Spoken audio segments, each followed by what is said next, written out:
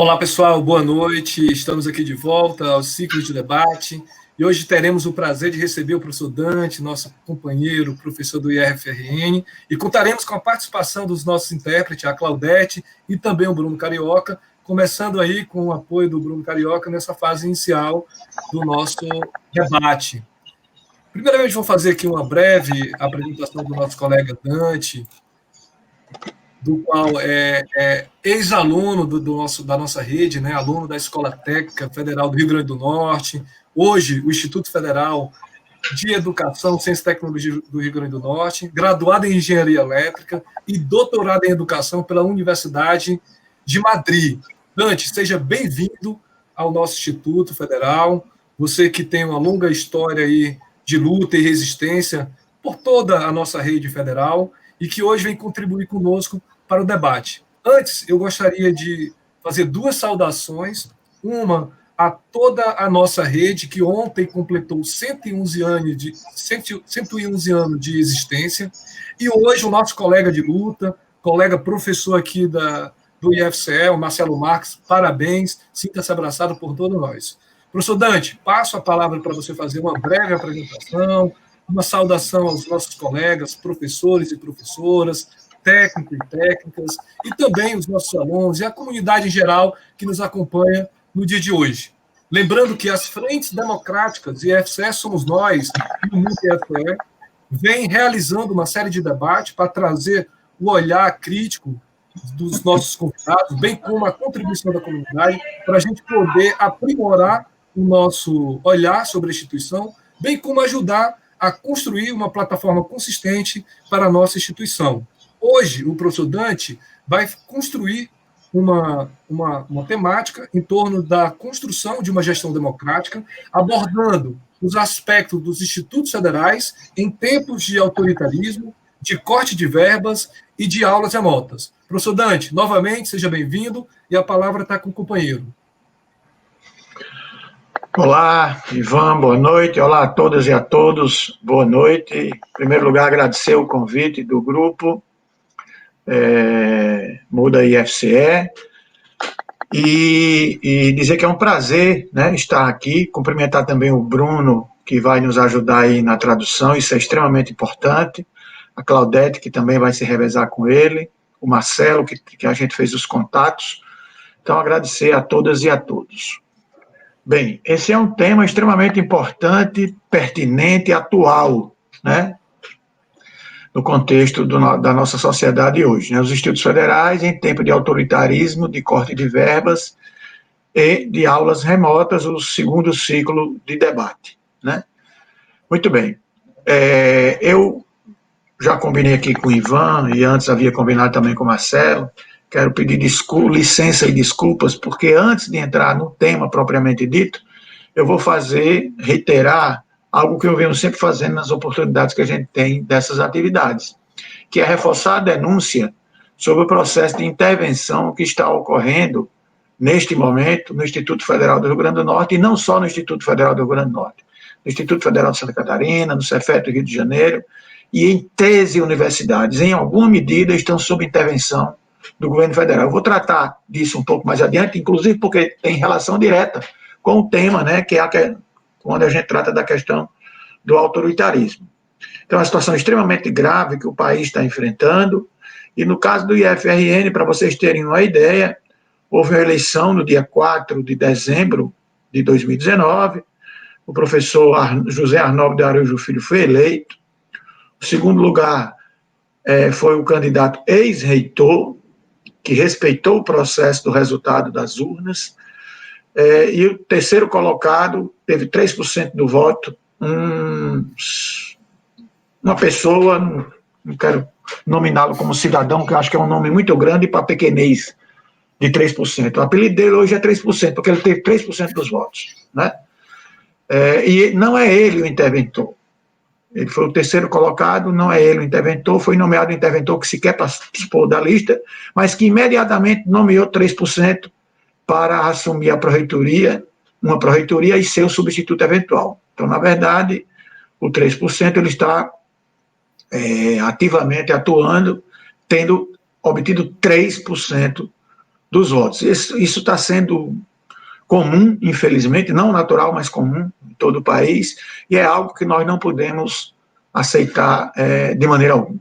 Tá? Então, fica o registro, o pedido de apoio e o histórico, a história, o exemplo para que no IFCE, que está se aproximando de um processo eleitoral, tenham todas e todos muito cuidado, muito zelo com o processo, muita lisura com o processo. A formalização do processo depois da eleição tem que ser muito bem feita também, para que eles não procurem algo que não existe e criem um fato de algo que não existe, e aí criem um argumento para não nomear quem for eleito. Tá? Então fica o registro, um abraço a todas e a todos, um grande abraço para quem está nos acompanhando, os colegas aí do Instituto Federal do Ceará e de outros institutos federais, do IFRN, que seguramente deverá ter alguém também acompanhando, e de outros institutos, redes estaduais, enfim, a todos e todas que nos acompanham. Feito esse registro inicial, vamos então tratar do nosso tema, né? Para falar do contexto atual, não é possível falar do contexto atual sem fazer o registro sobre a situação da pandemia mundial que nós enfrentamos, né? Inclusive porque um dos temas que está no título, as aulas remotas, é uma imposição que nos está sendo colocada por esse contexto dessa pandemia, tá? Então eu vou desenvolver minha fala mais ou menos em três momentos. O contexto da pandemia a nível mundial, vou ser o mais breve possível, inclusive porque nas oportunidades que eu tenho tido de participar dessas atividades, eu sempre faço esse registro. O contexto Brasil da pandemia, porque a pandemia, evidentemente, é mundial, mas ela não se manifesta da mesma maneira em todas as regiões e todos os planetas, nem com todas as populações do planeta, né? E no Brasil tem uma situação muito especial, porque além da pandemia nós temos o governo federal que nós temos. Então isso traz especificidades importantes para o contexto da pandemia no Brasil. E em seguida, os institutos federais e a questão das aulas remotas nos institutos federais. Então esse é mais ou menos o plano da nossa reflexão. Então esse contexto da pandemia, todos nós sabemos que é de extrema gravidade, mas ele traz algo muito importante para a gente, que é ajudar a quem ainda não conseguiu compreender o caráter radicalmente destrutivo do modo de produção capitalista, né?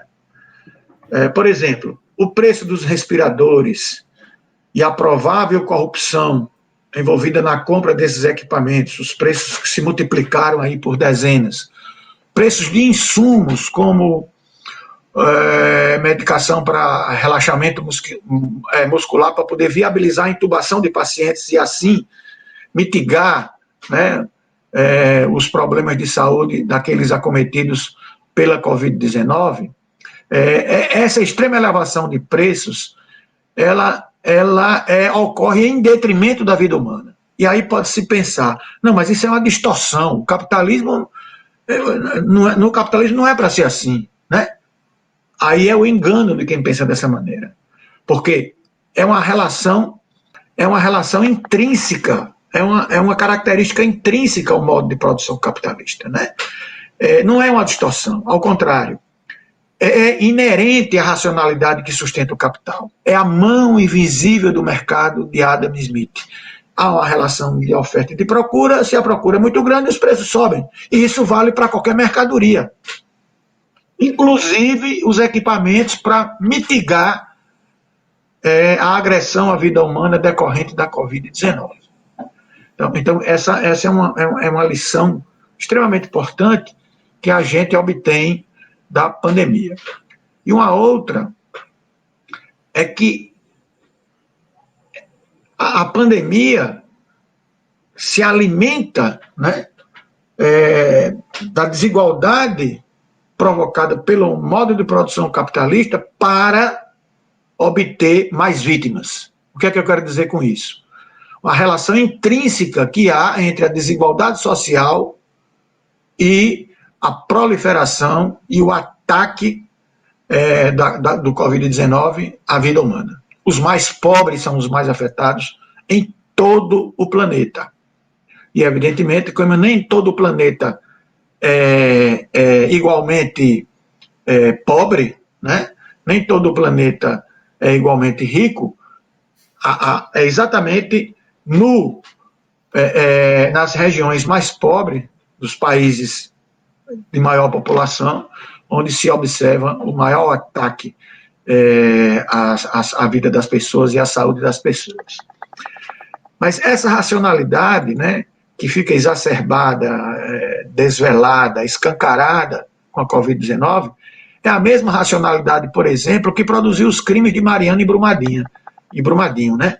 É a centralidade na dimensão econômica. O que interessa é o mercado, tá? O que interessa é fortalecer o mercado. Se tem algo que não fortalece mais o mercado, como era o caso das barragens de rejeito de Mariana e Brumadinho, não se dá mais atenção a ela, porque ela não tem mais a capacidade de produzir mais-valia, e não interessa se vai ou não ocorrer um desmoronamento que afete a natureza e que afete a vida humana. Porque se isso acontecer como aconteceu, como o mercado é o espaço do risco, corre-se o risco, mas se acontecer, se pagam bons escritórios de advocacia para não pagar as indenizações, não é? Ou se paga as indenizações que, em qualquer caso, se gasta muito menos do que se gastaria para desenvolver esse sistema de segurança que garantissem que a barragem não se rompesse. Portanto, a gente não pode pensar que nada daquilo foi tragédia. Não foi tragédia, foi crime explícito, decorrente não da distorção do modo de produção capitalista, mas da racionalidade que o constitui. Tá? Muito bem. Outro aspecto importante, né, que também fica muito claro, é que mesmo diante da ideologia neoliberal do Estado mínimo, que, aliás, o discurso é o discurso do Estado mínimo, mas ele é incompleto. E quem defende o neoliberalismo sabe muito bem disso. Porque o discurso correto seria Estado mínimo para a garantia dos direitos sociais e Estado máximo para regular os interesses do grande capital. Tá? Então, mesmo diante dessa ideologia neoliberal do Estado mínimo, quem é que está mitigando os efeitos da pandemia? O Estado. O Estado é que está salvando as vidas humanas por meio dos seus sistemas públicos de saúde, da saúde pública diretamente ou do financiamento público da saúde. Então, veja que quando eu coloco ideologia neoliberal, é porque para ser ciência tem que se sustentar cientificamente. A ideologia não precisa sustentar. Mas agora a gente desmascara essa ideologia. Porque o discurso ideológico de que o Estado mínimo é bom para a sociedade se mostra que não é verdade. Porque se o Estado já fosse tão mínimo ao ponto de não existir mais sistemas públicos de saúde, como nós estaríamos agora a nível mundial em relação à pandemia? Quem estaria combatendo a morte das pessoas e tentando preservar a vida das pessoas se não fossem os sistemas públicos de saúde em todo o mundo? Quem estaria, por meio de pesquisa, desenvolvendo vacinas para resolver, talvez definitivamente, o problema da pandemia, se não fossem os investimentos públicos nesse campo, né? Então, cai por terra o discurso ideológico do Estado mínimo na garantia dos direitos sociais, a não ser que efetivamente se tenha por trás desse discurso o descaso completo com a vida humana. Tá? E ainda sobre esse campo, mas já caminhando para o final dessa primeira parte, importante observar que é exatamente o país de capitalismo avançado, mais avançado no planeta, os Estados Unidos da América, o país mais afetado pela pandemia.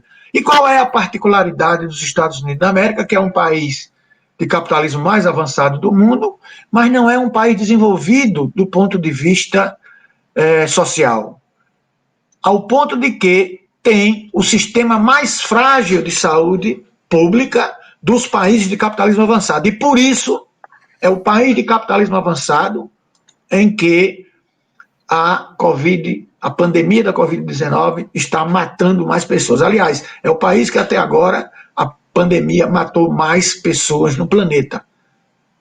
De forma aparentemente contraditória, isso ocorre no país de capitalismo mais avançado do planeta. E aí fica claro que capitalismo avançado tem a ver com economia, não tem a ver com qualidade de vida da população.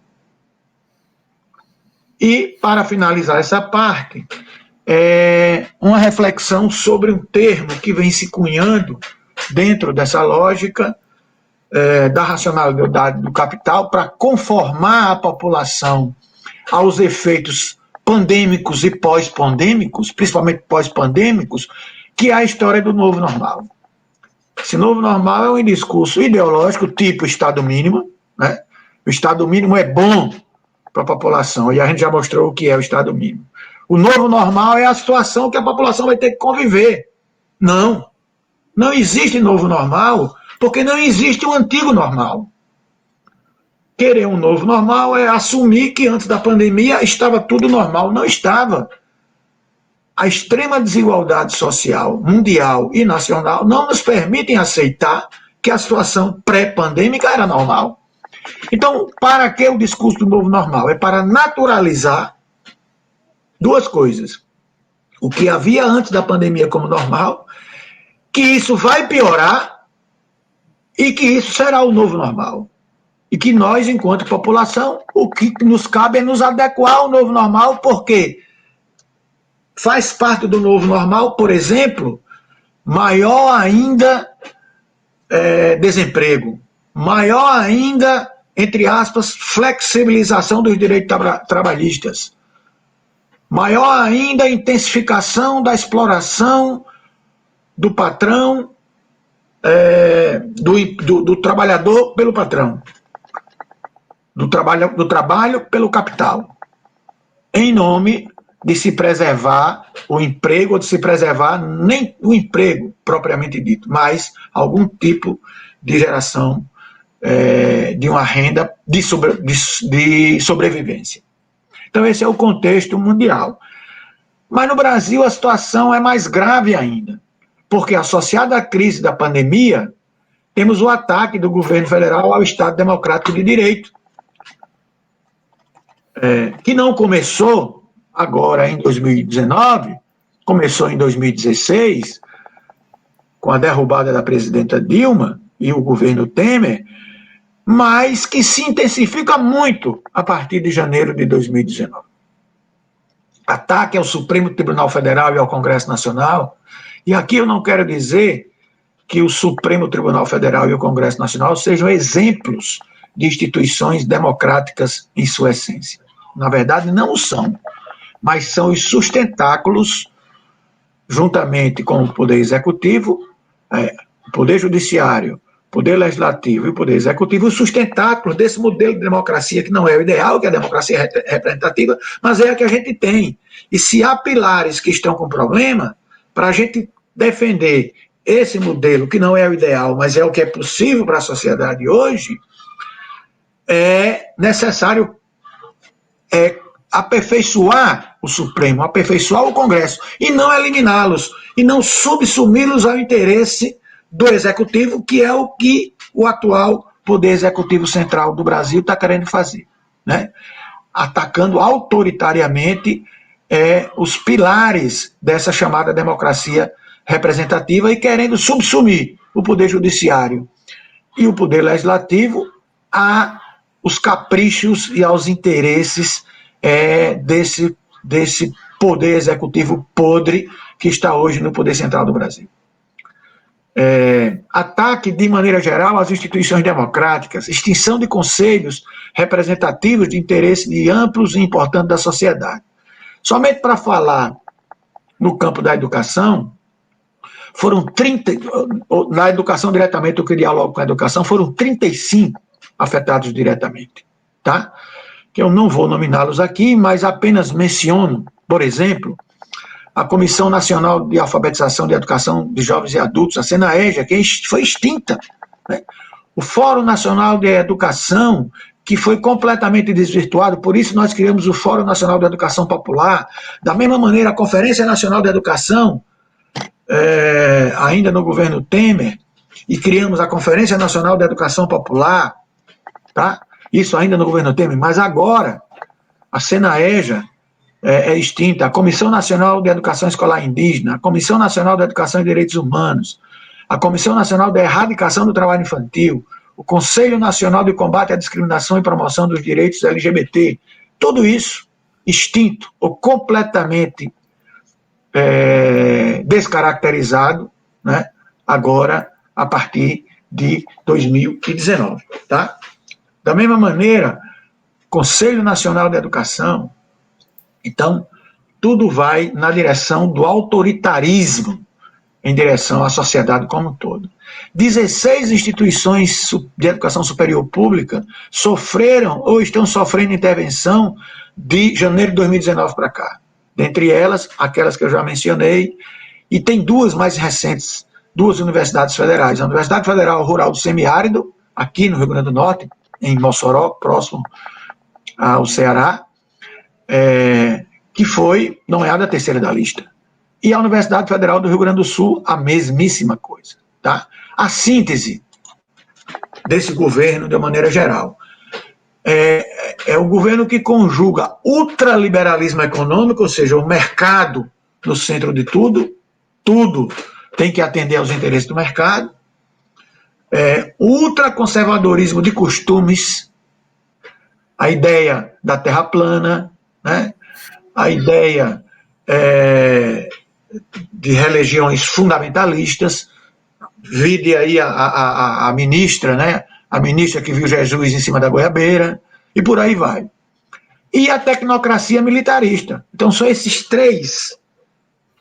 três forças que se conjugam para constituir hoje o que está no centro do centro no poder do país. Essas forças, é preciso a gente reconhecer que elas nem sempre estão de mão dadas, elas disputam entre si. O Ministério da Educação é um palco perfeito para exemplificar essa disputa, né? O primeiro-ministro, que não era da mesma corrente do segundo, que nem é agora do quarto ou do quinto, sei lá, porque teve um ministro que não foi ministro, né? Mas lá é o palco em onde a gente vê claramente essa disputa pelo ultraliberalismo econômico, ultraconservadorismo de costumes e a tecnocracia militarista. Isso está em todos os espaços. Mas apesar deles brigarem entre si, eles têm um inimigo comum muito claro contra os quais eles se unem, que é o povo brasileiro, especialmente a classe trabalhadora mais empobrecida, que contraditoriamente não conseguiu perceber isso ainda, e que por isso a figura que está na presidência da República ainda mantém aqueles 30% dele. Exatamente da população que é mais prejudicada com as ações desse antigoverno. Porque não é um desgoverno, não é um mau governo, é um antigoverno, é um governo antipovo, antinação. E que caminha, né, em direção ao estado de exceção. Já deu provas disso várias vezes. Caso a sociedade não se organize para resistir e preparar o contra-ataque. Quais as consequências disso sobre a pandemia? Uma omissão criminosa do governo federal, a banalização da morte e o risco de um genocídio.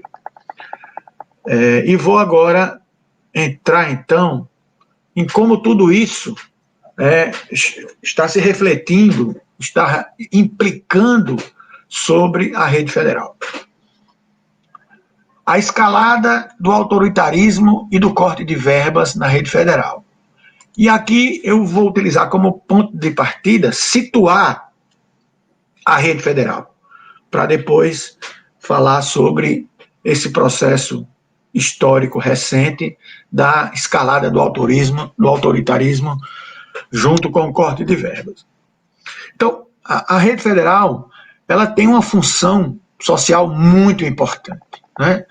Que é a formação da classe trabalhadora e a luta pela formação na perspectiva da formação humana integral, mas não é apenas a formação. Se fosse apenas a formação já era importante, mas é a formação associada à pesquisa, e como parte da formação à pesquisa e à extensão, que faz com que a rede vá além de uma agência formadora de força de trabalho e seja um espaço de produção e difusão de conhecimento, que pode ser conhecimento voltado para os interesses sociais e coletivos, por meio do ensino, da pesquisa e da extensão. Então, esse é um espaço extremamente importante. E há características da rede que se fortalecem mutuamente para o cumprimento dessa função social. Algumas mais antigas, né, instalações de infraestrutura física, e outras que vêm se intensificando mais recentemente, eu diria que principalmente a partir dos anos 2000. A questão de deixar de ser um espaço apenas de formação, e uma formação sem muita vinculação à produção do conhecimento por meio da pesquisa, para passar realmente a ser um espaço de produção e difusão de conhecimento científico e tecnológico, né, que pode ser direcionado para as necessidades da sociedade de uma maneira mais ampla e não apenas aos interesses do mercado. Essa é uma disputa que está dentro dos institutos, mas há essa possibilidade do conhecimento produzido não ser apenas aquele conhecimento voltado para o mercado, voltado para gerar patente que vai virar um produto e que vai ser vendido. Pode ser um conhecimento, por exemplo, voltado à concepção de tecnologia como extensão do corpo humano. Tecnologias assistivas para serem utilizadas como extensão do corpo humano. Então, a infraestrutura e instalações, o espaço como produção do conhecimento e, o mais novo de todos, a capilaridade dessa rede em cada um dos estados brasileiros e no país como um todo, é extremamente importante, né? E essa capilaridade nós sabemos que ocorreu no período de 2003 a 2016. O que é que significa, né, essa multiplicação, né, de unidades dos institutos federais? Significa muito para a sociedade, porque a sociedade capitalista ela é orientada por uma lógica, e quanto mais periférica é essa sociedade capitalista, isso é mais verdade, o que eu vou colocar agora, que a presença do Estado para garantir os direitos da sociedade, ela é mais clara, mais intensa, mais presente nas regiões de maior concentração de PIB, ou seja, nas regiões onde há uma maior dinâmica econômica. Onde é que isso acontece no Brasil? Nas capitais e nas regiões onde há uma maior dinâmica econômica em determinadas regiões, tá? Então, o Ceará tem a região de Fortaleza e tem outras regiões do estado com uma grande dinâmica econômica. Pode observar que nessas regiões o Estado está mais presente com a educação, com saúde, com segurança pública, com transporte, né? Não que isso seja com a qualidade que a população merece, mas está presente. E na medida que você vai se afastando dessas regiões, o Estado vai se tornando mais rarefeito, ele deixa de estar presente. Então, a capilaridade dos institutos, dada pela expansão da rede nesse período, ela é extremamente importante porque ela atua em sentido contrário a isso. Ela chega nos rincões, ela chega nas periferias das grandes cidades e chega lá no interior onde não há empresa ou há pouca empresa, há pouca possibilidade de inserção para aquele sujeito. Mas por que então chegar lá com a educação de qualidade? Porque o cidadão é um ser humano que tem direito à educação, tem direito à saúde, tem direito à segurança pública.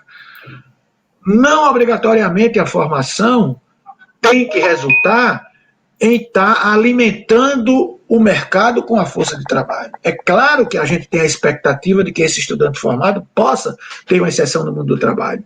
Mas antes disso, a educação precisa chegar a ele porque ele tem direito à educação.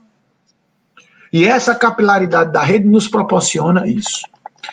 Então, essas três características se reforçam mutuamente no sentido da possibilidade do cumprimento dessa função social. Entretanto, a rede está sendo atacada por essa lógica reacionária e antidemocrática que a gente acabou de discutir. Né?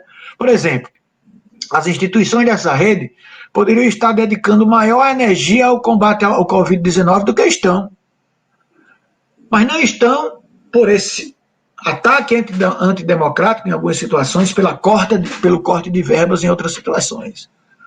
Muitas instituições da rede, e é o caso do IFRN, eu repito, estão em crise interna profunda, diretamente causada pela intervenção do Ministério da Educação. Nessa cruzada antidemocrática que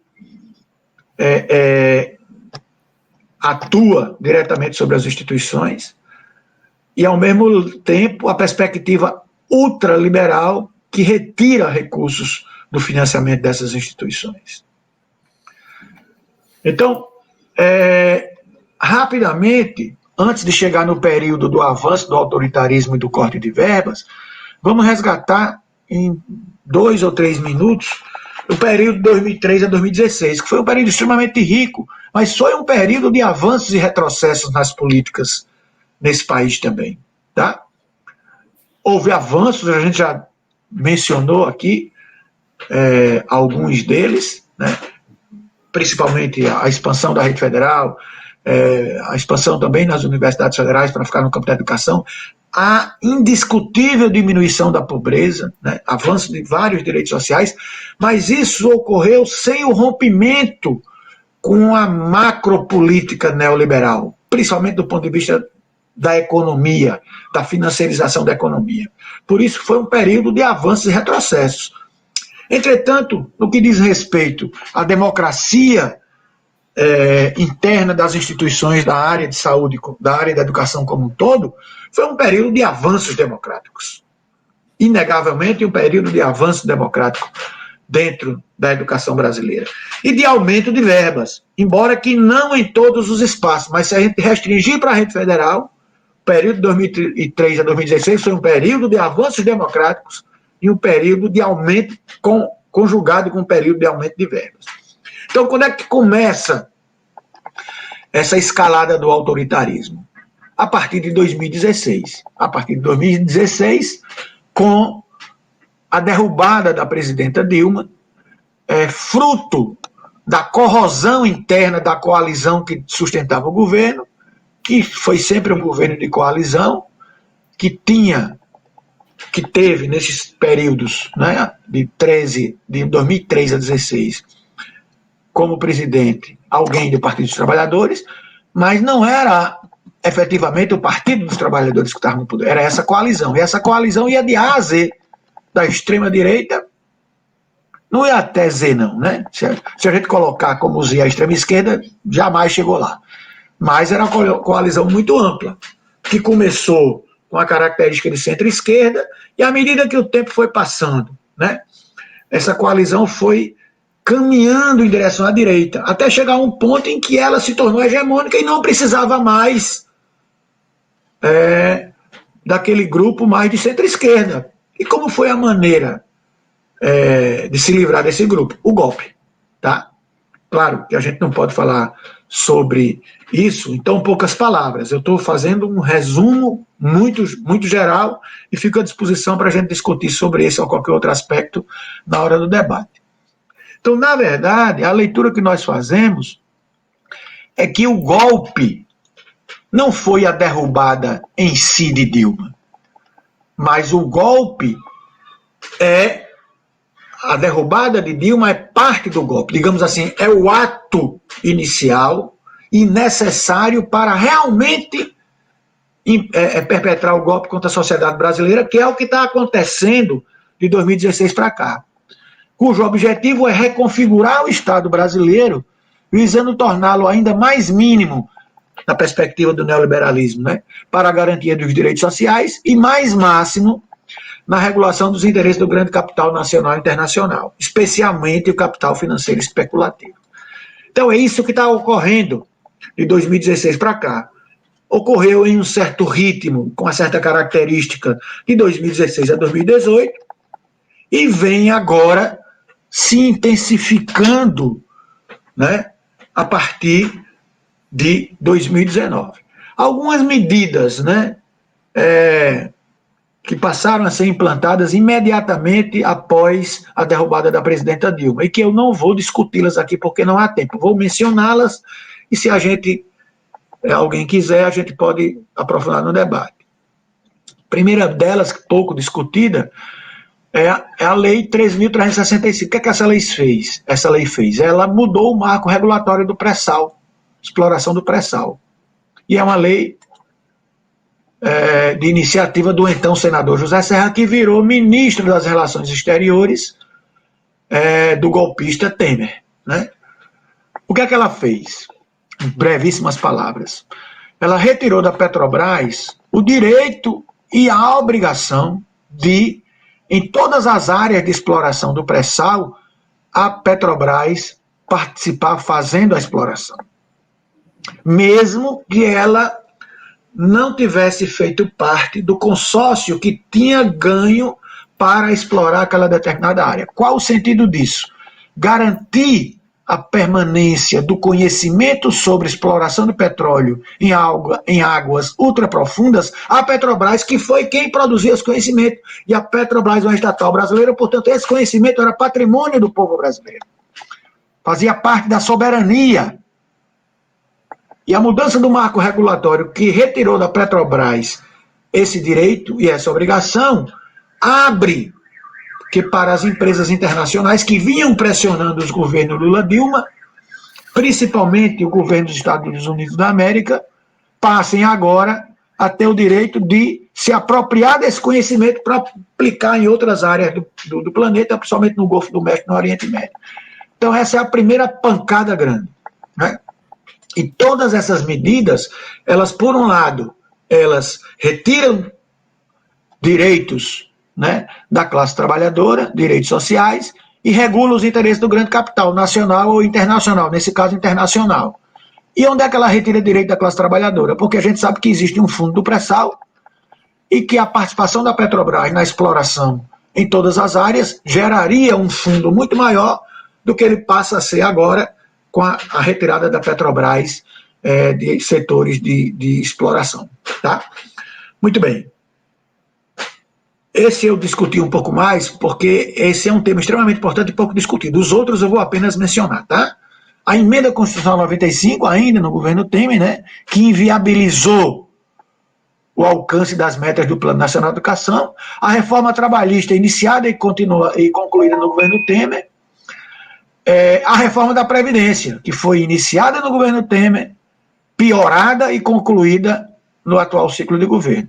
E a reforma do ensino médio. A reforma do ensino médio que ataca o direito de acesso ao conhecimento dos filhos da classe trabalhadora, porque são aqueles que estudam nas redes estaduais e que vão se submeter à Base Nacional Curricular Comum, enquanto que as escolas privadas simplesmente não vão respeitar isso, como já não respeitaram nos anos 70 a reforma que tornou o segundo grau obrigatoriamente profissionalizando para todos. As escolas privadas não respeitaram, ficou assim mesmo. Será a mesma coisa agora. Mas ela também tem um componente extremamente danoso para a rede federal, que é o quê? O ataque autoritário ao ensino médio integrado.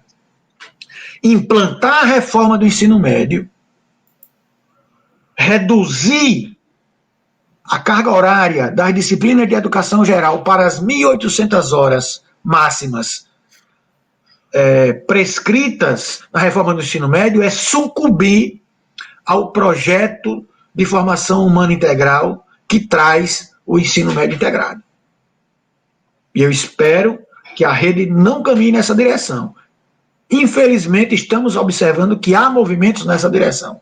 Não com a bandeira de implantar a reforma, mas termina implantando por implantar, por exemplo, a carga horária máxima de 1.800 horas para as disciplinas da chamada educação geral, que era, anteriormente à reforma, de no mínimo 2.400 horas. Isso significa retirar o direito do acesso ao conhecimento dos filhos da classe trabalhadora. Nos institutos federais, significa comprometer o projeto de formação humana integral previsto no ensino médio integrado. Muito bem.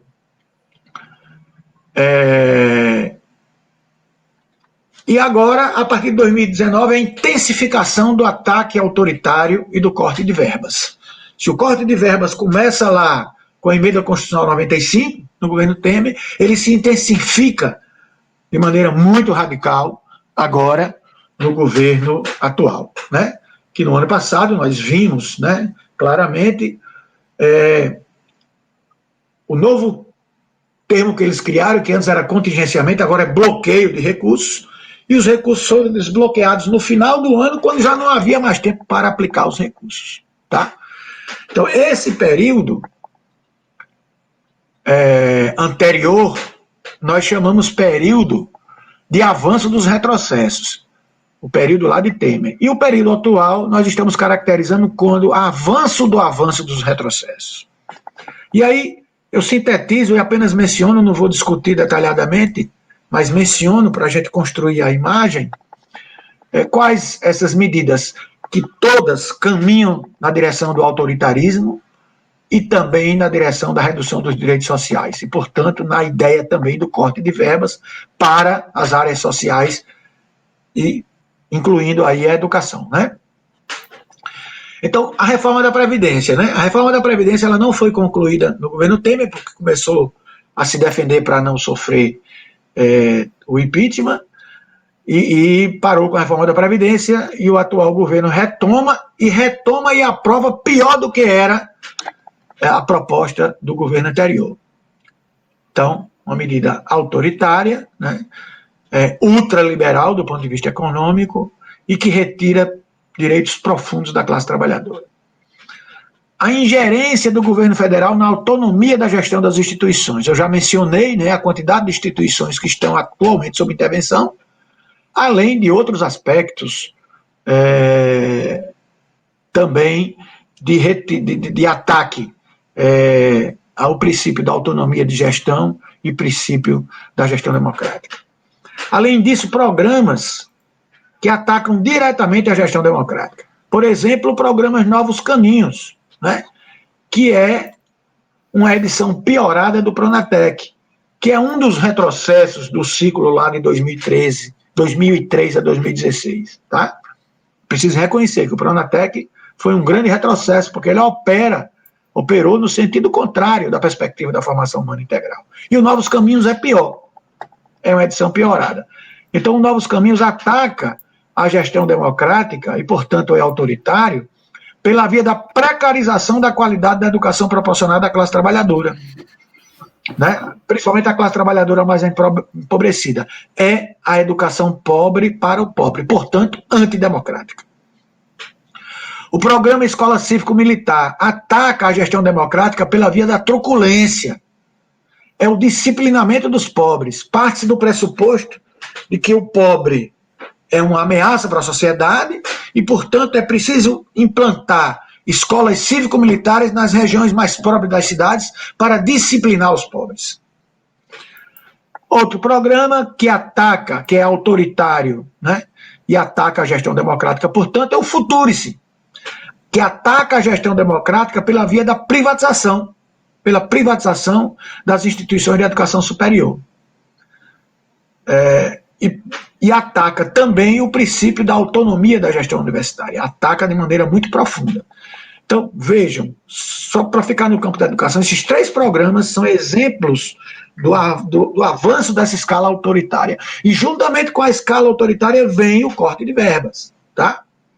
Além disso, na educação ainda, o desmonte da pós-graduação, o corte das bolsas de mestrado e doutorado sem paralelo que ocorreu no ano passado. A tentativa de desmonte da CAPES e do CNPq, inclusive discutindo-se a fusão das duas dos dois órgãos do fomento que têm características diferentes e funções diferentes. As novas PEC da economia, a PEC da jornada, redução de jornada com redução de salário, né? A síntese que a gente faz na esfera educacional é a seguinte: ataque aos princípios constitucionais da gestão democrática, portanto, autoritarismo, né? Da gestão democrática e da autonomia universitária, portanto, autoritarismo. Autoritarismo e corte de recursos. E aí a gente chega no ensino remoto. E o ensino remoto nesse contexto, o que é que ele representa? Né? O que é que ele representa? O que é que ele nos impõe? Qual a possibilidade que a gente tem de resistir a essa via? Tá? É sobre isso que a gente vai agora se encaminhando para a nossa reflexão final. Tá? Muito importante pensar, vamos partir do seguinte pressuposto. Eu defendo, a nível de concepção, que o mais adequado para o ano 2020, e não a nível de Brasil, a nível mundial, era na educação, esse ano letivo, ele não existir e se retomar em 2021 com as melhores condições possíveis. Entretanto, infelizmente, não há, a nível mundial, na classe trabalhadora, com a sociedade, a possibilidade desse diálogo, porque a sociedade não vai aceitar, porque a sociedade é neoliberal e entende, porque foi convencida ideologicamente disso, que o público é ruim, que o privado é bom, que as privadas estão funcionando e as públicas não estão. E que se a gente for fazer essa discussão, vão dizer que é porque a gente não quer trabalhar. Então, infelizmente, não dá para pautar na sociedade brasileira, penso que em outros lugares do planeta até talvez se pudesse, mas aqui com certeza não, essa discussão. Portanto, o que nos cabe é o quê? É como a gente implantar esse ensino remoto com as menores perdas possíveis. Tá? E aí, a gente tem alguns princípios fundamentais que a gente precisa seguir nesse encaminhamento. E aí eu coloco o seguinte: princípios fundamentais para mitigar os problemas decorrentes do ensino mediado pelas TIC. Eu prefiro esse termo do que o termo ensino remoto. Depois a gente pode discutir, mas não vai ser agora, porque não temos tempo.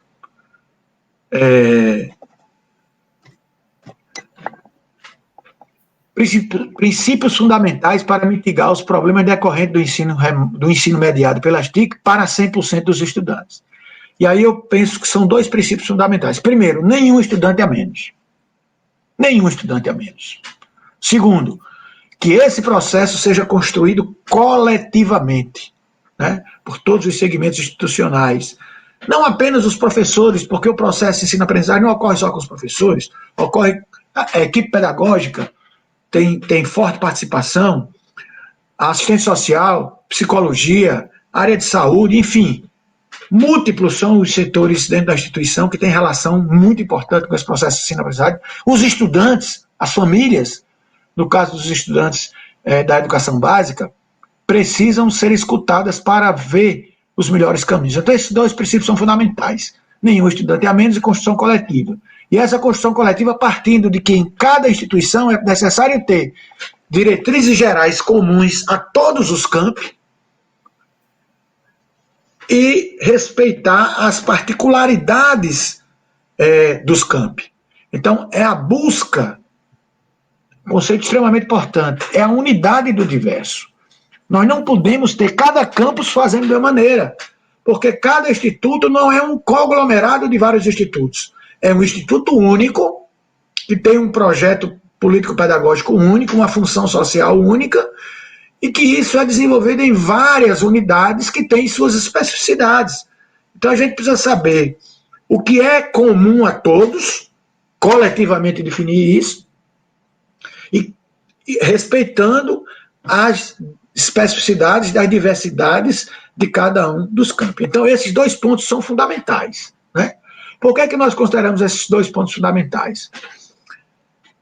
Pelo respeito ao princípio constitucional da gestão democrática e o respeito ao projeto político-pedagógico de cada instituto federal, de cada instituição, que seguramente traz, nos seus documentos institucionais, o princípio da inclusão. Então, se o princípio da inclusão é um princípio importante nos institutos federais, como é que a gente pode voltar sem considerar como princípio fundante nenhum estudante a menos? Tá? Então, para respeitar o princípio da gestão democrática e o próprio projeto político-pedagógico de cada instituição, que tem o princípio da inclusão. E para a gente discutir a relação do ensino remoto com a gestão democrática, eu preciso discutir o conceito de gestão democrática. Então, vou rapidamente discutir o conceito de gestão democrática. E é preciso a gente compreender, nesse sentido, que a gestão democrática ela vai além da eleição do dirigente máximo e da consequente nomeação desse dirigente. Tá? Observe que esse é o primeiro patamar da gestão democrática. Eleger o próprio dirigente e que seja respeitada essa eleição. Esse patamar está sendo desrespeitado na rede federal, nas universidades federais. Essa questão da eleição do dirigente máximo e de sua nomeação é uma condição necessária para a gestão democrática. Mas utilizando uma linguagem matemática, me permitam, é uma condição necessária, mas não suficiente. Sem ela não tem a gestão democrática, mas ela por si só não garante a gestão democrática. Por que não garante a gestão democrática? Porque ela vai muito além disso. Para que a gestão seja efetivamente democrática, do ponto de vista interno de uma instituição, é necessário que o poder de decisão máximo saia da figura do dirigente máximo, em qualquer nível, se é da instituição toda do reitor, se é do campus, do dirigente do campus, se é numa diretoria, do diretor da diretoria, e caminhe na direção da gestão colegiada, em que os colegiados sejam os órgãos de deliberação máxima, com a participação do conjunto das representações que o constituem. Tá? Então, o primeiro patamar é garantir a eleição e nomeação do dirigente máximo, mas isso não garante a gestão democrática. A gestão democrática, do ponto de vista interno na instituição, ela avança na medida em que avance a estrutura colegiada e o empoderamento desses colegiados na tomada de decisão, que a tomada de decisão seja cada vez mais do colegiado do que da figura do dirigente máximo daquele nível. Tá? Mas esses dois aspectos continuam sendo condições necessárias, mas não suficientes para o conceito de gestão democrática em seu sentido pleno. E aí a gente diz, e o que é que falta? Ora, falta o acesso de toda a população, de forma pública, estatal, gratuita e com qualidade socialmente referenciada à educação. Então, o acesso de todas as crianças, adolescentes, jovens e adultos a uma educação pública, laica, estatal, gratuita e com qualidade socialmente referenciada, essa é a condição essencial da gestão democrática. E que ela não ocorre sem as duas anteriores. Mas pode ocorrer as duas anteriores sem ela ocorrer. E aí a gente não tem a gestão democrática em seu sentido pleno. No Brasil, definitivamente, nós não temos a gestão democrática em seu sentido pleno, porque esse terceiro patamar não foi alcançado. Portanto, a nossa discussão vai se restringir ao plano interno. Tá? Observe que aqui eu já faço um recorte. Gestão democrática, eu já tirei uma parte importante da gestão democrática, que é a sua condição essencial. Vamos agora para o mais restrito, para ver a relação disso com o ensino remoto, ou o ensino remoto com isso. Tá? E o ensino mediado pelas TIC para 100% dos estudantes, na prática, né? Como é que ele pode se materializar? A gente afirma que isso tem um enorme potencial de radicalizar a exclusão dos que mais necessitam do Estado, pela inviabilidade do acesso a 100% dos estudantes por esse mecanismo de ensino mediado pelas tecnologias da informação e da comunicação. E observe que aqui eu vou ter que fazer outro recorte, porque esse não é o problema maior. O problema maior é, vamos imaginar que todos pudessem ter acesso. Qual é a concepção de educação que está sendo materializada por meio do ensino mediado pelas TICs. Tá? Vamos pensar um pouco. O Instituto Federal do Ceará acabou um semestre letivo já nesse formato. Uma pergunta para a nossa reflexão. Nesse formato de relação de processo de ensino-aprendizagem, está prevalecendo uma perspectiva crítica, autônoma, emancipada, voltada para a formação integral do sujeito, ou ela está mais centrada na técnica e na tecnologia? Né? Qual é o protagonismo maior? É pensar na qualidade socialmente referenciada dessa formação, na formação crítica, autônoma, emancipada, ou na técnica de como manusear as plataformas, como inserir isso nas plataformas, como distribuir informações na plataforma. Ou realmente nós estamos fazendo isso a partir dessa perspectiva da formação crítica, autônoma e emancipada. Essa é uma discussão central que a gente pode abrir parte. Mas eu não estou nem chegando nela, porque antes dela tem a questão do acesso. E aí eu volto para o acesso. Então, deixando de lado essa questão que é essencial, estamos ainda numa discussão anterior, que é nenhum estudante a menos. Repito, condição que é apenas necessária para a gestão democrática. E apenas do ponto de vista interno. Tá? Então veja os vários recortes que a gente está fazendo para chegar no mínimo do mínimo, que é o acesso.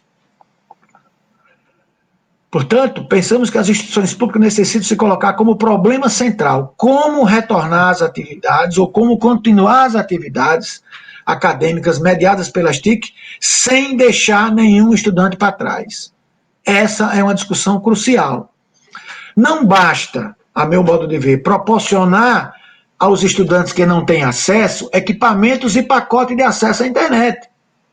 Por quê? Há estudantes que não têm como participar do processo de ensino-aprendizagem no local onde residem ou em outro espaço externo à instituição. São aqueles que não têm acesso às TIC ou residem em lugar que não tem cobertura de internet. Porque a instituição pode até proporcionar o equipamento e o pacote de cobertura. Mas o estudante lá do sítio, isso principalmente nos campos do interior, a internet não chega na casa dele. Ou nas grandes cidades, a gente pode ter um outro problema, que é pessoas que nas periferias das grandes cidades vivem em residências que tem muita gente e poucos cômodos. De maneira que o estudante não tem um cômodo apropriado para desenvolver o processo de ensino-aprendizagem, porque ele tem 2, 3 pessoas ali ao mesmo tempo com ele. E ele não tem como estudar ali. São pessoas que também têm responsabilidades em atividades domésticas em seu núcleo familiar. Né? Alguém que cuida de um irmão mais novo, ou de um tio, ou de um avô, ou de um pai que está doente, que tem alguma responsabilidade de preparar alimentos e que aquilo ocorre no momento em que ele deveria estar estudando, ele está dentro de casa. Se ele estiver dentro na instituição, ele vai estar momentaneamente isento desse contexto, mas ele estando dentro de casa não tem como ele sair desse contexto. Então esses estudantes, para eles, não adianta, não resolve o problema fornecer os equipamentos e o acesso. E nós não podemos deixar de colocar isso como um problema grande. Infelizmente, isso vem sendo mitigado, vem sendo colocado em segundo plano. Tá? E quem são essas pessoas? São os estudantes de baixíssima renda. E que, por isso mesmo, eles já têm historicamente comprometido outros direitos básicos de cidadania, como a saúde, a segurança pública, o transporte, a alimentação, dentre outros. Para eles, que do ponto de vista constitucional tem o mesmo direito dos demais, definitivamente não basta a doação de equipamento e de um pacote de acesso à internet. Porque o lugar onde mora não pode não ter cobertura, repito, como é o caso dos estudantes que vivem em zona rural, em sítios, principalmente nos campos do interior, e da mesma forma, parte dos estudantes que vivem nas periferias das cidades de maior porte. e que residem em moradias com elevado número de pessoas e poucos cômodos e mal estruturados. De forma que, repito, só para frisar bem esse nosso raciocínio, não há condições adequadas para estudar nessas situações. Ainda deve-se considerar a necessidade de que muitos desses estudantes têm de participar das atividades domésticas, aquilo que eu já coloquei e que não vou mais repetir. Então, concluindo, o que é que a gente pensa? Que, considerando a função social da instituição e, portanto, o compromisso com a inclusão, compreendemos que não é possível desenvolver as atividades acadêmicas mediadas pelas TIC para 100% dos estudantes sem colocar esse problema na centralidade da discussão. Como fazer isso sem nenhum a menos? Não fazê-lo significa naturalizar que alguns, os de melhores condições socioeconômicas, continuarão, enquanto outros, os mais pobres, não conseguirão continuar praticando o darwinismo social. Dessa forma, ao invés da instituição contribuir para diminuir a desigualdade, estará atuando no outro polo, ou seja, operando favoravelmente à agudização da desigualdade. E o que é pior, anunciando para a sociedade e para esses excluídos que fez a sua parte, ao proporcionar equipamento e ou pacote de acesso à internet. As instituições, a nosso modo de ver, não podem caminhar nessa direção. Eu finalizo mesmo com duas possibilidades para a gente pensar. Cada instituição está fazendo o diagnóstico dessa situação. Diagnosticado esses estudantes que não têm a menor condição de, mesmo recebendo o equipamento e o pacote de internet, de acompanhar o processo de ensino-aprendizagem em condições semelhantes aos demais, que mesmo as aulas permanecendo sendo mediadas pelas TIC, que a instituição proporcione um espaço dentro da instituição para que esses estudantes possam, dentro desse espaço, garantida todas as condições de segurança com a saúde, todas as condições sanitárias, respeitando todas as normas dos comitês Covid-19, que esses estudantes possam vir à instituição para ter as mesmas aulas que os outros vão ter, mediado pelas TIC, mas num espaço em que eles têm condições de acompanhar o processo de ensino-aprendizagem. Então, seria nada mais, nada menos do que priorizar aqueles que historicamente são excluídos. Isso pode ser feito dessa maneira, né?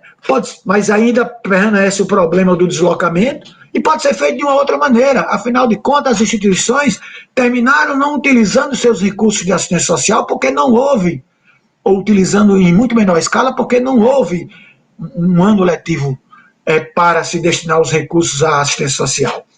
Por que não pensar na ideia de montar uma espécie de residência ou de uma república dentro da instituição para receber esses estudantes, garantindo todas as condições de segurança na saúde? Não é nenhuma prescrição, mas são reflexões. O mais importante, e agora eu concluo, é se colocar como problema nenhum estudante a menos. Muito obrigado, gente, e desculpe pelo tempo. Professor Dante, muito obrigado por essa exposição inicial do nosso tema de hoje, construindo uma gestão democrática dos institutos federais em termos de autoritarismo, de corte de verbas e de aulas remotas. Aproveito a oportunidade, em nome das Frentes Democráticas IFCE Somos Nós e Muda IFCE, para te dar toda a solidariedade diante da absurda intervenção sofrida pelo nosso Instituto Co-Irmão IFRN. Lembrando também aos nossos espectadores que por esse palco democrático virtual já passaram o professor Silvio de Almeida, no dia 3 de setembro, discutindo democracia e políticas de promoção de igualdade nos institutos federais, e também o professor Luiz Eduardo Soares, no dia 4 de setembro, discutindo a crise democrática e autoritarismo no Brasil, desafios para a educação.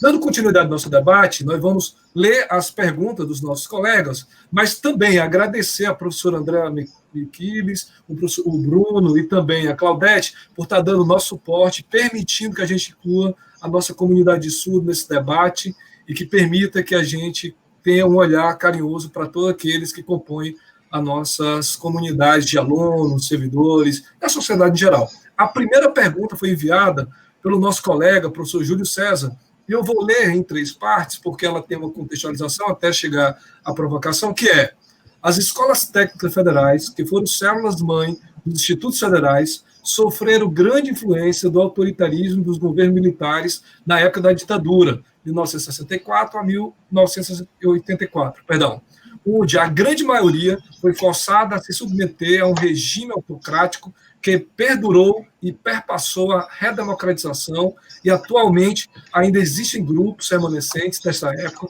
que continuam no poder, mediante a repetida e forçada passagem de bastão entre os amigos, identificado com os donos do poder de Platão, usando o mesmo modo operandi de simulado de liberdade, representado por um discurso monocrático disfarçado de democrático. Gostaria de sua opinião, professor Dante, sobre esta narrativa e a necessidade urgente e precisa de mudanças nessa quebra de paradigmas em busca da democracia, neste clima nacional de reprovação e de contestação do autoritarismo e de intervenção nas universidades e institutos federais. Professor Dante. Tá. Bem, obrigado pela pergunta. Essa é uma questão importante, né? A realidade da fase do período da ditadura, né, ela era mais homogênea do que é hoje, né? O autoritarismo era mais instituído no conjunto das escolas técnicas federais como um todo.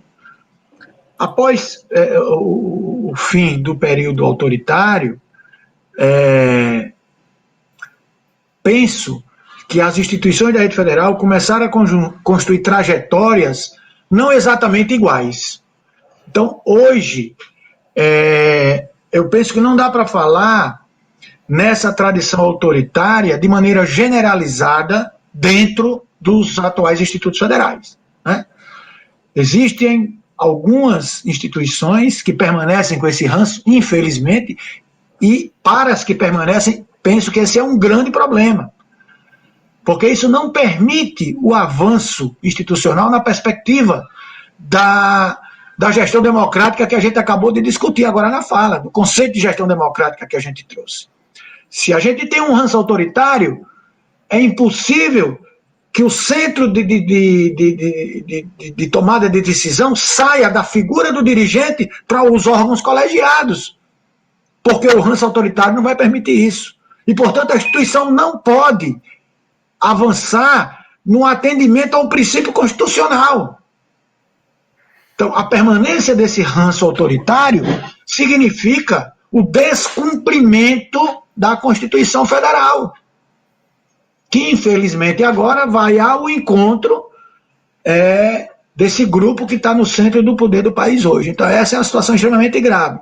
Agora, eu quero destacar que esse movimento pós-regime autoritário, a partir de 1985, antes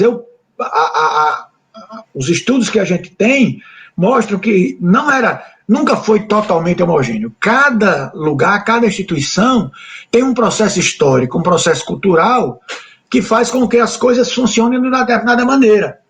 Mas era mais parecido, né? Havia uma hierarquia muito forte em relação ao Ministério da Educação, porque eram eles que nomeavam o dirigente máximo. Então ia nomear sempre alguém aliado. Depois, com o avanço da gestão democrática, o princípio constitucional da gestão democrática, a eleição para os dirigentes, isso vai mudando. E cada instituto cada escola técnica, depois Cefet, depois instituto, vai construir a sua história. Algumas conseguiram avançar nessa perspectiva da gestão democrática. Tá? Eu tenho, assim, um orgulho de dizer que o IFRN, até 20 de abril de 2020, era uma dessas instituições que conseguiu avançar nessa perspectiva, né? De haver eleição, de nunca ter havido questionamento de eleição. Em todas as eleições, eu tive também a oportunidade de participar de todas, ser servidor da instituição, em todas as eleições que houve, a primeira em 1986 até agora, e nenhuma foi parar na justiça. Em nenhuma se questionou a nomeação do primeiro eleito da lista, né? E houve alternativas de poder ao longo desse tempo. E agora, em dezembro do ano passado, democraticamente, um grupo claramente mais progressista de orientação à esquerda ganhou a eleição. Ganhou a eleição de um colega que estava como reitor, que não pertence a esse grupo e que respeitou democraticamente o resultado. Tá? É tanto que eu já disse no começo que a figura que foi nomeada sequer participou da lista tríplice. Mas voltando para a questão da gravidade da permanência desse ranço nas instituições, nos institutos onde ele permanece, é extremamente grave, porque cai por terra a possibilidade de avançar na perspectiva da gestão democrática, que é um princípio constitucional, não é um favor, não é uma concessão, está na Constituição, a gestão democrática do ensino público, artigo 206, inciso 6 da Constituição Federal.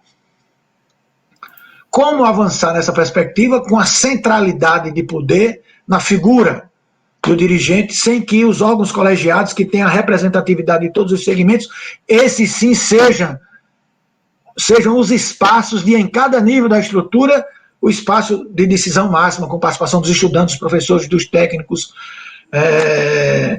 representantes da sociedade, dos diversos segmentos, desde alunos, do caso da educação dos estudantes do ensino médio, né, a representação dos pais nos conselhos escolares dos campi. Tá? Então, sobre esse assunto, era essa a reflexão que eu queria trazer. Obrigado, professor Dante.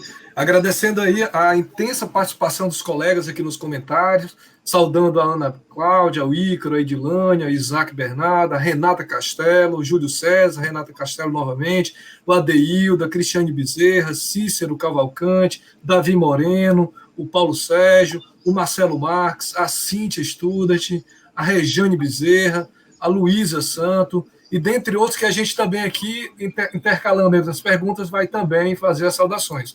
Mas, professor, a gente vai colocar agora uma pergunta feita pelo nosso colega Marcelo Marques, que está completando um ano hoje, né? Até saudamos por seu natalício e reforçamos novamente a nossa felicidade em ladear com ele a docência. Mas deixa aqui a pergunta do colega.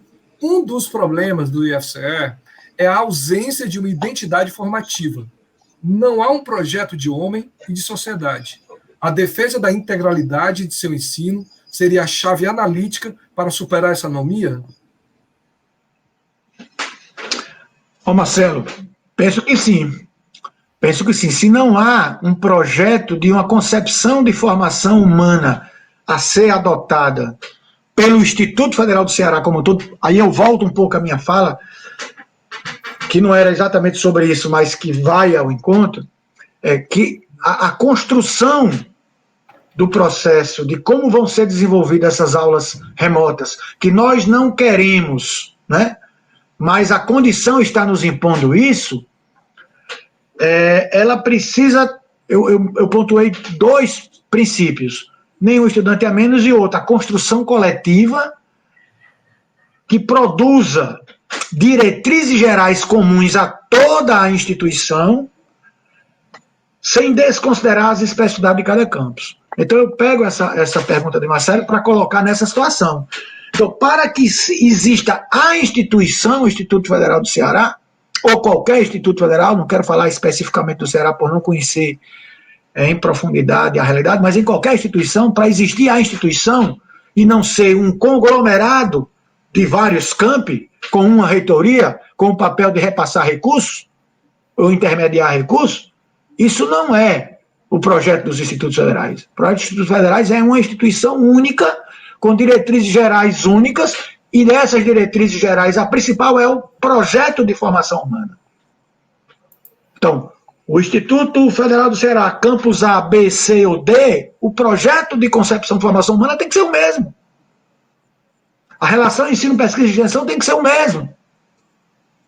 Tá? A questão da inclusão tem que ser a mesma, mas no Instituto Federal do Crato, pode ter especificidade em relação ao de Fortaleza ou de Iguatu, que deve ser levado em consideração, mas sem perder de vista o norte, o fundamento, o eixo estruturante, que é o projeto educativo. Obrigado, professor. Continuando as saudações das participantes e participantes do nosso processo, saudando a Maria Edilene, o Sandro Teixeira, o Nilton Rodrigues, o Tomás de Aquino, também os nossos colegas Fabiana Lima, o Pedro dos Remédios, o Vinícius Soares, a André Miquiles, dentre outros colegas. Saiba, IFCE somos nós. E a próxima pergunta é da Paula Mello. Ela fala o seguinte, professor: uma inquietação sobre as eleições nos IFES, como podemos ir além desse enfrentamento? Temos ciência que o Brasil anda na contramão, entretanto, sinto que estamos perdendo a luta. Bem, é interessante que eu já havia marcado essa pergunta da Paula, que eu já estava com ela para, no momento oportuno, tratar dessa questão. Eu acho muito importante essa sua pergunta, Paula, pelo seguinte: eu acho que a primeira coisa que a gente tem que perceber é que o que está sendo atacado não é o IFRN, não é o IF Santa Catarina, não é o Cefet do Rio, não é a Universidade Federal Rural do Semiárido, não é a Universidade Federal do Rio Grande do Sul, não é a Universidade Federal do Grande Dourados, e por aí vai, são 16. O que está sendo atacado por esse antigoverno são dois princípios constitucionais: o princípio da gestão democrática do ensino público e o princípio da autonomia de gestão universitária. E aí, como eles não têm, porque se tivessem, tinham levado isso para o Congresso, não tem como aprovar isso no Congresso Nacional, eles estão impondo pela via da truculência. Então é pela via da truculência, estão aparelhando as instituições pela via da truculência.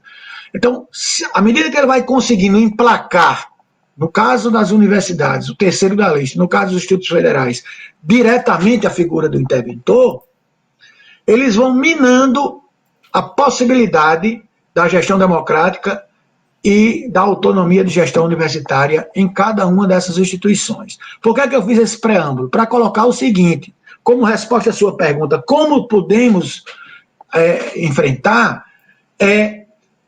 Criando a consciência nacional entre os institutos federais e as universidades federais, que o problema não é de cada instituto ou de cada universidade em particular, é de que o problema é da sociedade e da educação brasileira. Então tem que haver um movimento nacional articulado, né? E aí uma junção de forças entre os sindicatos, né, a categoria dos professores, dos estudantes, as entidades estudantis, o próprio CONIF, Andifes, para se fazer uma campanha e uma luta nacional de esclarecimento à população do que é que está em jogo, do que é que está acontecendo.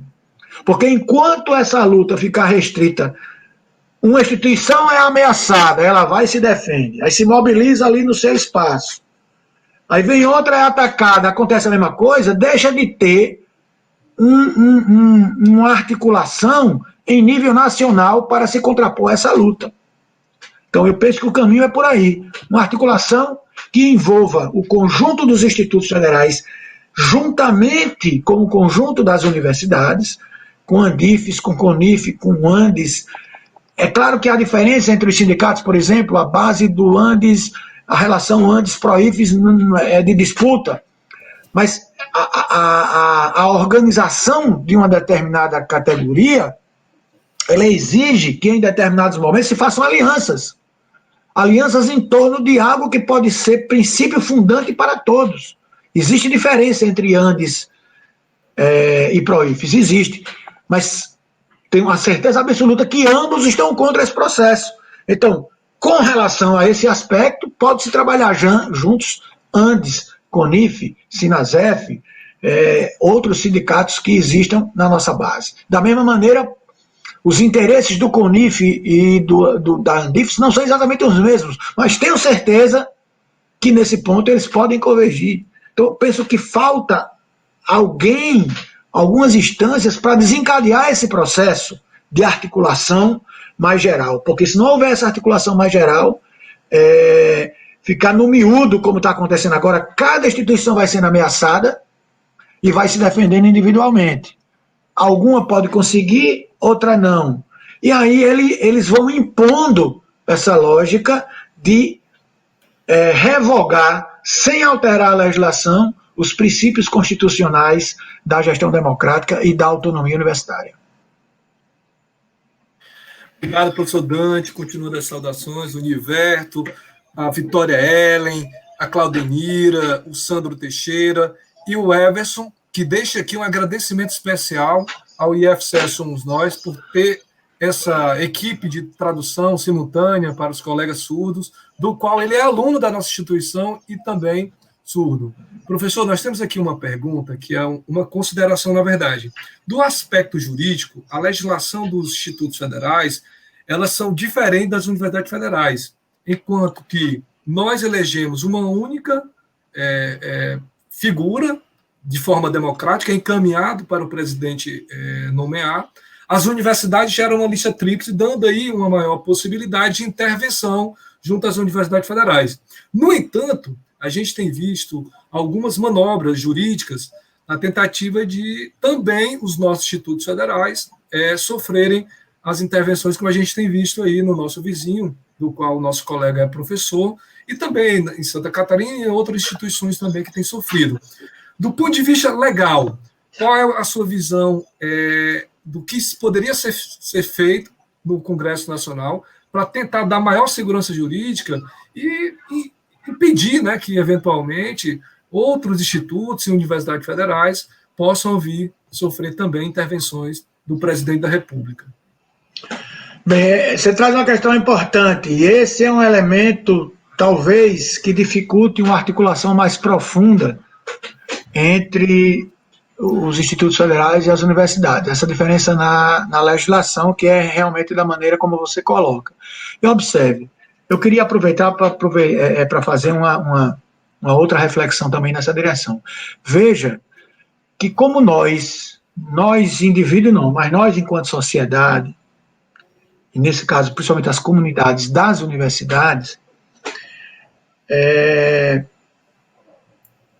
foram de certa maneira ingênuas durante esse período do avanço democrático, desde a Constituição de 88 até 2016. Porque essa norma que coloca o processo de eleição nas universidades nesse patamar de constituição de uma lista tríplice, com um acordo de cavalheiros de que o primeiro vai ser sempre nomeado, ela é muito frágil do ponto de vista jurídico. Isso teria que ter sido alterado durante o período democrático, durante o período da normalidade democrática. Então, é preciso perceber os nossos erros também e ter claro que foi uma ingenuidade sem tamanho pensar que não corríamos mais o risco de uma regressão autoritária e que, portanto, aquilo não teria problema porque ninguém iria desrespeitar a lista. Então, foi um grande problema e que vem gerando essa possibilidade. Porque uma das medidas, está se tentando construir uma frente de articulação dentro dos institutos, já um grupo, né, importante, e o próximo passo é tentar se juntar isso com as universidades para tentar constituir um grupo de articulação para uma ação a nível nacional. E a ação a nível nacional seria uma ação direta de inconstitucionalidade, porque aí você altera a legislação, que é exatamente o que subjaz na pergunta, né? Só que aí tem dois riscos, tá? Isso está sendo estudado, né? Eu faço parte desse grupo que a gente está chamando Frente de Articulação, mas tem riscos, O primeiro risco é a diferença da norma que trata do processo eleitoral nas universidades e nos institutos. Se consegue constituir essa frente, o que é muito bom, ampla, englobando universidades e institutos federais, e se entra com uma ação de inconstitucionalidade, e se perde essa ação, porque, do ponto de vista estrito, né, a norma da universidade permite fazer o que está sendo feito, aí a gente se perdeu. Percebe? Esse é um dos riscos. A argumentação mais profunda do ponto de vista jurídico é de que o princípio da gestão democrática não permite que seja nomeado o terceiro da lista, mas ninguém pode garantir. E se a gente entra e perde?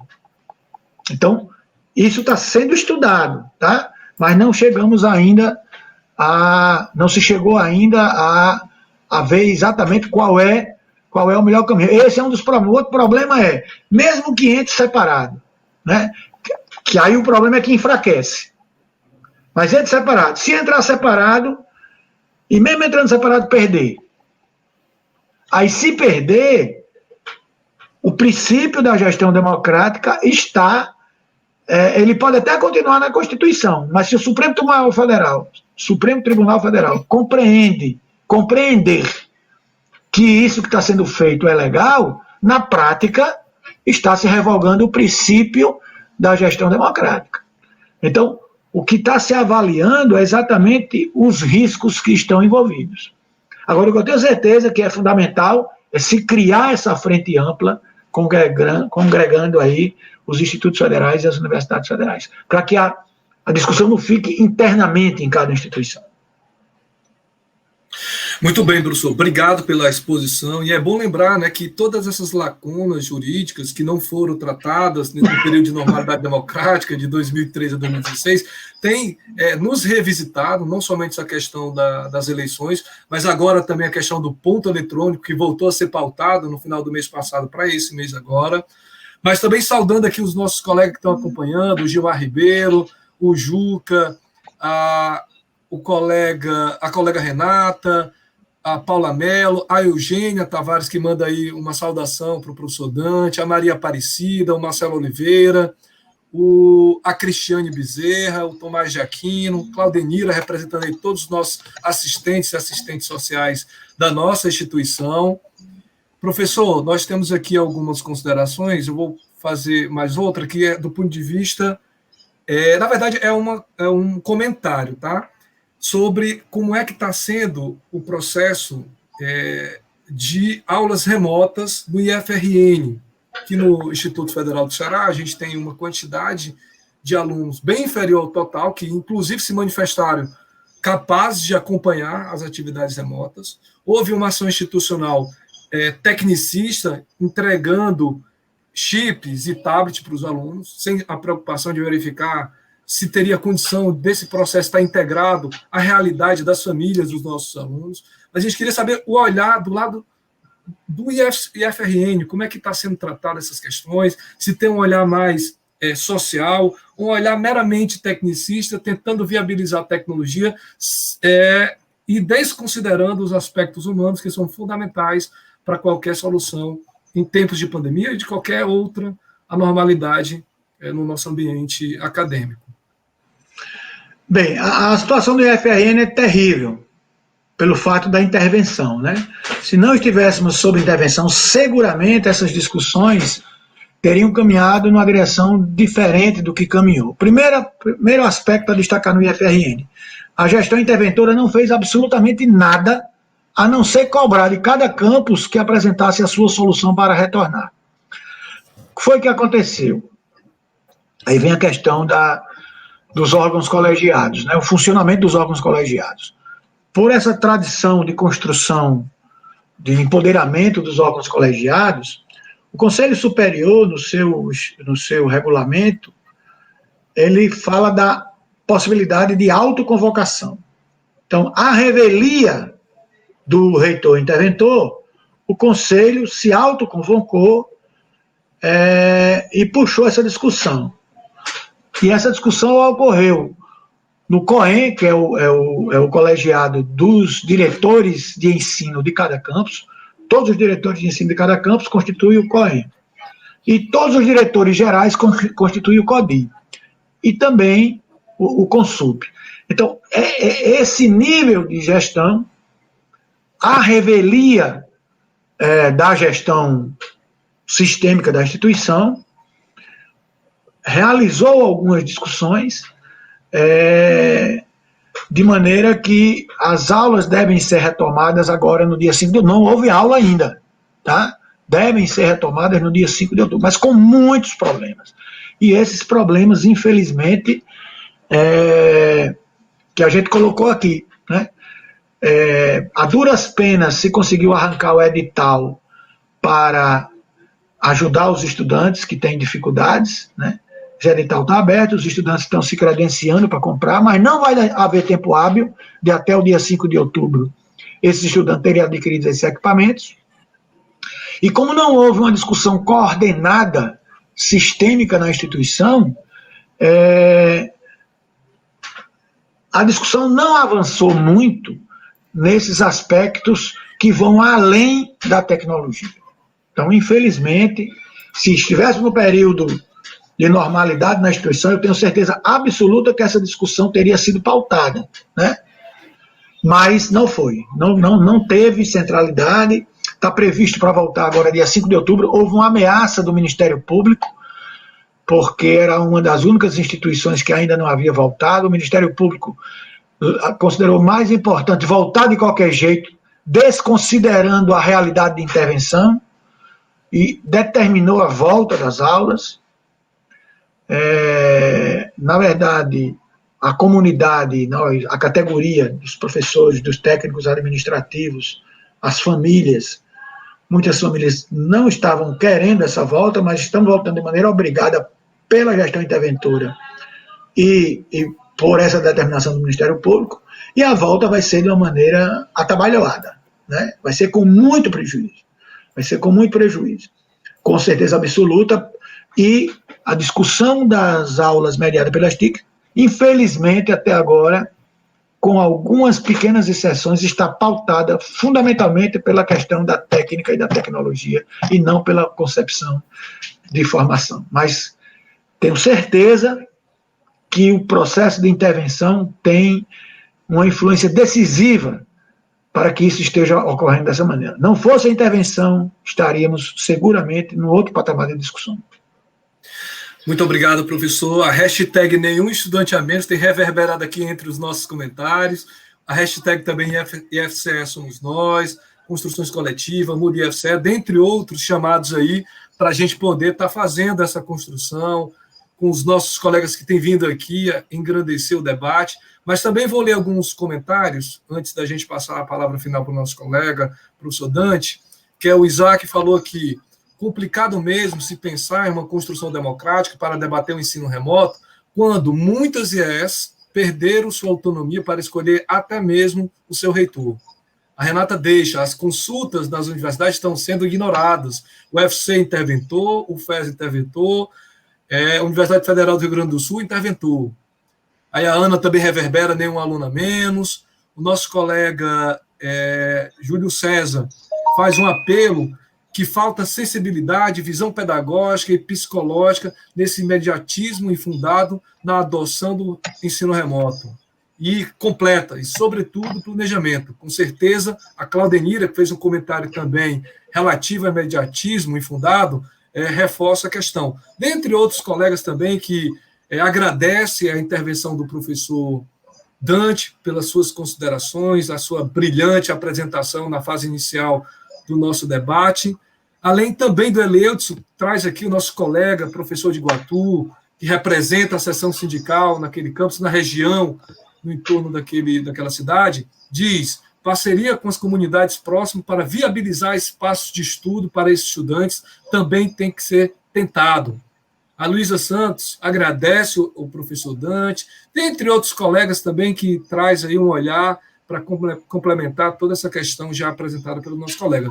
Professor Dante, a gente finaliza aqui lendo um agradecimento do nosso colega Gilmar Ribeiro, que já está aqui há quase 4 décadas na nossa instituição, muito contribuiu para o engrandecimento das várias institucionalidades que o IFCE já passou, e diz: parabenizar meu querido amigo de longas datas, Dante, pelas suas brilhantes palavras, sempre bem atuais e pertinentes.